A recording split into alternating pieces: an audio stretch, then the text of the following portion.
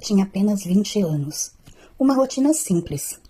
Sonhos discretos, planos que ainda estavam começando a ganhar forma.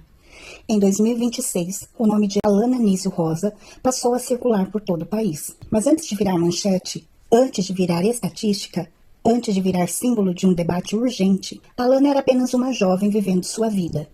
Estudante, filha, amiga, nada indicava que sua história se tornaria um retrato cruel de uma realidade que ainda insiste em existir. A violência contra mulheres que ousam dizer não. Naquela noite, dentro da própria casa, um lugar que deveria representar segurança, tranquilidade e proteção, tudo mudou. Segundo as investigações, o agressor não era namorado, não era companheiro, não existia um relacionamento entre eles. O que existia era insistência. Alana já havia deixado claro que não tinha interesse, mas para algumas pessoas a rejeição não é entendida como um limite, é encarada como afronta. E foi aí que o perigo começou. Em muitos casos de violência contra mulheres, existe um padrão silencioso. Ele começa com insistência, mensagens repetidas, tentativas de aproximação, mesmo após uma negativa clara. Socialmente, ainda existe uma cultura que ensina que o homem deve insistir, que o não pode significar talvez, que persistência é prova de interesse. Mas não é. Não significa talvez. Não significa continue tentando, significa não. Alana havia dito não, e segundo as investigações, essa negativa teria sido o estopim. Noite do crime, o suspeito invadiu a residência da jovem. O que aconteceu ali dentro transformou completamente o curso daquela história. O ataque foi violento, rápido, surpreendente, sem entrar em detalhes que apenas reforçam a dor.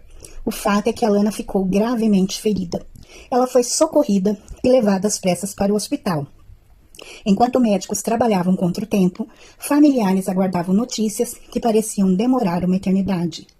Do lado de fora, começava a se formar outra cena, a comoção pública. Primeiras informações começaram a circular nas redes sociais e na imprensa. O caso rapidamente ganhou repercussão nacional. Uma jovem de 20 anos, atacada dentro de casa após rejeitar um pedido de namoro. A pergunta que ecoava era simples e irosa. Como um não pode gerar tanta violência? No hospital, a luta era silenciosa. Procedimentos cirúrgicos, monitoramento constante, estado delicado. A família enfrentava o medo, a incerteza e a revolta. Em entrevistas, relatos emocionados descreviam uma filha amorosa, uma jovem responsável, alguém que jamais imaginou viver algo assim. Enquanto isso, as autoridades agiam. O suspeito foi identificado e preso. A investigação apontou para a tentativa de feminicídio, crime que ocorre quando a violência é motivada pelo fato de a vítima ser mulher. E nesse caso, o elemento central era justamente a rejeição. É importante entender algo fundamental. Feminicídio não começa no momento do ataque, ele começa antes. Começa na ideia de posse, na crença de que insistir é direito, na dificuldade de aceitar limites. Começa quando alguém acredita que o desejo próprio é mais importante que a autonomia do outro. Especialistas explicam que muitos agressores interpretam a recusa como humilhação pública, como perda de controle ou como ameaça ao próprio ego. Mas rejeição faz parte da vida adulta. Relacionamentos não são obrigatórios. Interesse não é imposição e reciprocidade não se constrói com pressão. Enquanto o caso de Alana ganhava destaque, ele também reacendia discussões antigas. Quantas mulheres já passaram por situações de insistência desconfortável? Quantas já sentiram medo de dizer não? Quantas mudaram rotas, bloquearam contatos, evitaram lugares? A violência raramente começa de forma explícita, ela cresce aos poucos. Primeiro a insistência, depois a irritação, depois a ameaça e, em casos extremos, a agressão. Alana sobreviveu, e essa é uma parte importante dessa história. Sobreviveu fisicamente, mas sobreviver não significa sair ilesa. Existe a recuperação do corpo e existe a recuperação da sensação de segurança. A casa, que deveria ser abrigo, torna-se lembrança do trauma. A rotina simples torna-se reconstrução constante. Do ponto de vista judicial, o caso seguiu seu curso. A prisão preventiva foi decretada. O processo passou a tramitar dentro da tipificação de tentativa de feminicídio. Mas além das decisões judiciais, existe um julgamento social que precisa acontecer. O julgamento das ideias que ainda sustentam esse tipo de violência. A ideia de que a mulher deve dar chance. a ideia de que rejeição é desrespeito, a ideia de que insistência é prova de amor. Não é. Amor respeita, amor escuta, amor entende limites. O caso de Alana não é isolado, ele é reflexo de uma cultura que ainda precisa evoluir, reflexo de uma educação emocional falha, reflexo de uma masculinidade que muitas vezes associa valor à conquista e não ao consentimento. Dizer não é um direito básico. Aceitar o não é maturidade. Para muitas mulheres, o medo não é exagero, é experiência. É o receio de que a negativa provoque reação agressiva. É o cálculo silencioso. Será que ele vai aceitar? Esse tipo de medo não deveria fazer parte da rotina de ninguém. O vídeo que você acompanha agora não é apenas sobre um crime. É sobre a importância de ouvir. É sobre limites, é sobre responsabilidade coletiva. Cada caso como o de Alana traz uma oportunidade de reflexão profunda. Como estamos ensinando nossos filhos a lidar com frustração? Como estamos normalizando comportamentos insistentes? Como estamos reagindo quando vemos sinais de obsessão ou controle? A violência contra mulheres não é apenas um problema individual, é estrutural.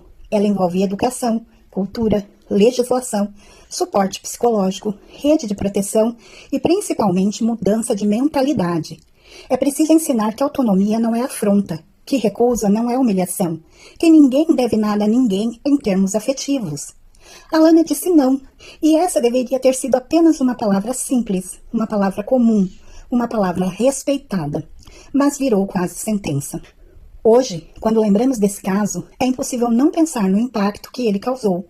Impacto na família, impacto na comunidade, impacto no debate público. Mas talvez o maior impacto esteja na mensagem que precisa ficar. Não é sobre vingança, não é sobre ódio, é sobre mudança. Que cada não seja entendido como limite, que cada negativa seja respeitada sem questionamento. Que cada pessoa aprenda que afeto não se exige, se constrói. Alana sobreviveu e sua história carrega um alerta. Um alerta para que a sociedade avance, para que a educação emocional seja prioridade, para que o respeito não seja opcional, porque nenhuma mulher deveria temer as consequências de dizer não. Alana disse não, e um não deve ser suficiente, sempre. Quando a sirene da viatura cortou o silêncio da noite em São Gonçalo, não era apenas mais uma ocorrência, era o início de uma investigação que rapidamente ganharia proporções nacionais. Dentro da residência, os policiais encontraram uma cena que indicava violência extrema. Mas mais do que o impacto inicial, havia perguntas urgentes.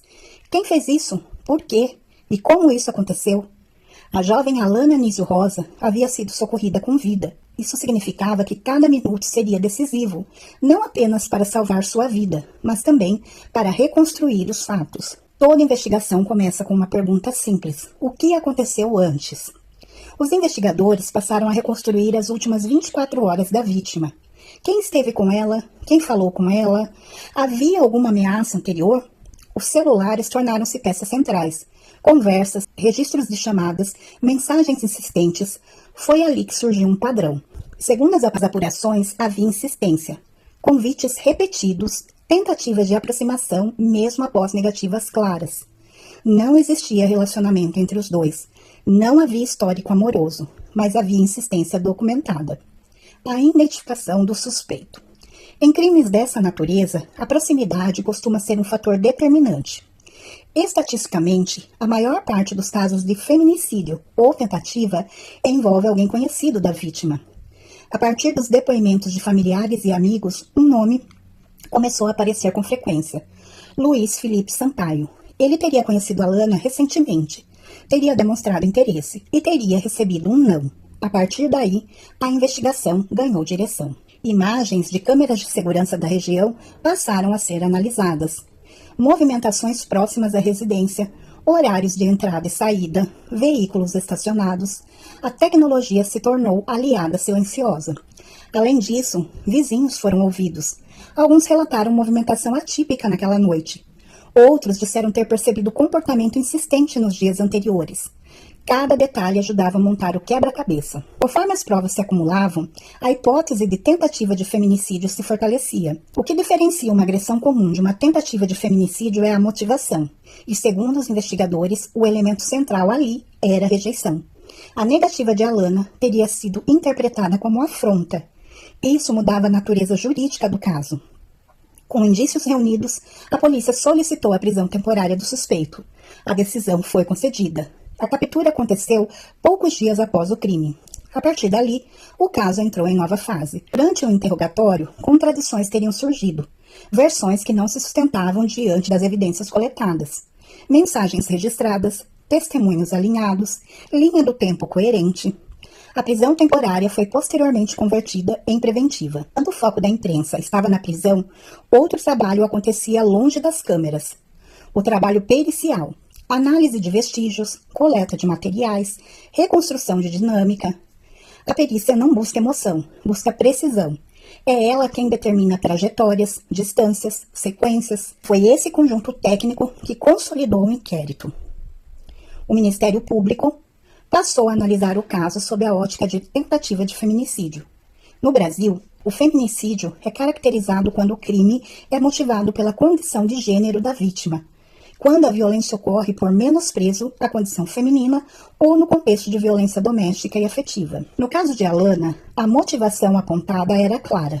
Ela recusou, e a recusa foi suficiente para desencadear o ataque. Casos com grande repercussão trazem um elemento adicional à investigação: a pressão social. A sociedade queria respostas rápidas. A imprensa cobrava atualizações constantes. As redes sociais discutiam o caso diariamente. Mas investigação não se faz com pressa, se faz com prova. Delegados e promotores precisaram equilibrar transparência com responsabilidade. Especialistas ouvidos ao longo do processo destacaram um ponto importante: a dificuldade de lidar com frustração. Em muitos casos de violência motivada por rejeição, há traços de controle, obsessão e incapacidade de aceitar limites. Isso não é justificativa, é análise comportamental. Compreender o perfil ajuda a prevenir novos casos. Mensagens e registros eletrônicos tiveram um papel central. Hoje, grande parte das interações acontece no ambiente virtual, e é ali que muitas vezes surgem sinais de alerta: insistência exagerada, mudança de tom após negativa, tentativas repetidas de contato. No inquérito, essas evidências foram fundamentais para demonstrar a dinâmica anterior. Com o inquérito concluído, o caso passou para a fase judicial. A denúncia formal foi apresentada. A defesa teve acesso aos autos. O processo começou a seguir seu curso. Independentemente do desfecho, um ponto já estava consolidado. Havia elementos suficientes para sustentar a acusação de tentativa de feminicídio. A investigação do caso Alana não revelou apenas um crime individual. Revelou um padrão social preocupante. Rejeição não pode ser gatilho para a violência. E quando investigações deixam isso claro, elas enviam uma mensagem importante. Limites precisam ser respeitados, e a lei existe para proteger. A justiça não devolve o tempo, não apaga o trauma, mas estabelece consequência. E consequência é essencial para que a sociedade entenda que esse tipo de conduta não será tolerado.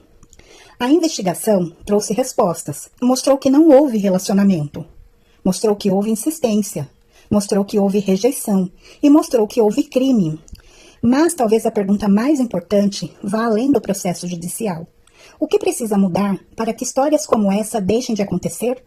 Enquanto essa resposta não for coletiva, novas investigações continuarão sendo abertas e novas Alanas continuarão sendo manchete. Após o ataque, ocorrido em 6 de fevereiro de 2026, Alana foi levada imediatamente ao hospital, passou por procedimentos médicos intensivos para tratar os ferimentos e estabilizar seu quadro. Nas primeiras semanas, ela permaneceu em estado grave, internada na unidade de terapia intensiva e sob cuidados próximos da equipe médica. A família informou que ela foi colocada em coma induzido para ajudar os médicos a controlar a situação médica nos primeiros dias após o ataque. Em atualizações mais recentes, a equipe médica conseguiu reduzir parte da sedação e Alana apresentou sinais de melhora, com reações mais calmas ao despertar gradual. Os médicos indicaram que o quadro clínico dela estava estável, sem sinais de infecção e que continuavam as tentativas de reduzir a sedação e retirar a ventilação mecânica com cautela, conforme sua resposta ao tratamento. Ela segue sob cuidados hospitalares e em acompanhamento constante dos profissionais de saúde. A melhora relatada não significa que a recuperação está completa, mas representa um passo importante no processo médico. Hoje, mais do que um nome em uma investigação, Alana Anísio Rosa representa algo maior. Ela representa todas as mulheres que já tiveram medo de dizer não. Todas que já sentiram a insistência virar ameaça. Todas que já precisaram ser mais fortes do que deveriam. Alana sobreviveu. E sobreviver depois de tudo é um ato de resistência. Enquanto ela segue em recuperação, acompanhada por profissionais de saúde cercada pelo amor da família, o Brasil acompanha com esperança. Esperança de que cada novo boletim médico traga mais sinais de melhora. Esperança de que ela possa retomar seus sonhos. Esperança de que sua história não seja apenas lembrada pelo que aconteceu, mas pela força que ela demonstrou. Que a sua recuperação seja completa, que a sua vida seja reconstruída com dignidade, que seu futuro seja maior que a violência que tentou interrompê-lo. Mas esta homenagem não é apenas para Alana. É para todas as mulheres que enfrentam violência em silêncio, para aquelas que ainda têm medo de denunciar, para as que carregam marcas invisíveis, para as que resistem todos os dias. Que cada história como essa nos ensine algo urgente. O não precisa ser respeitado. O limite precisa ser entendido. A violência nunca pode ser normalizada. Que possamos transformar indignação em mudança. Que possamos transformar dor em conscientização. Que possamos transformar casos como o de Alana em um ponto de virada. E que nenhuma mulher precise temer as consequências de exercer seu direito mais básico, escolher. Alana, nós esperamos sua recuperação. Esperamos sua cura e esperamos que sua força inspire transformação, porque sua voz e a voz de todas as mulheres vítimas de violência precisa ser ouvida, sempre. Se essa história tocou você de alguma forma, se ela despertou reflexão, se ela reforçou a importância de respeitar limites e proteger vidas, apoie este conteúdo. Deixe o seu like para que mais pessoas tenham acesso a essa mensagem. Inscreva-se no canal para que possamos continuar trazendo histórias que informam, conscientizam e dão voz a quem precisa ser ouvido. Cada inscrição fortalece esse espaço. Cada compartilhamento amplia essa conversa, porque falar sobre violência é difícil, mas o silêncio é ainda mais perigoso. Obrigado por estar aqui. Nos vemos no próximo episódio.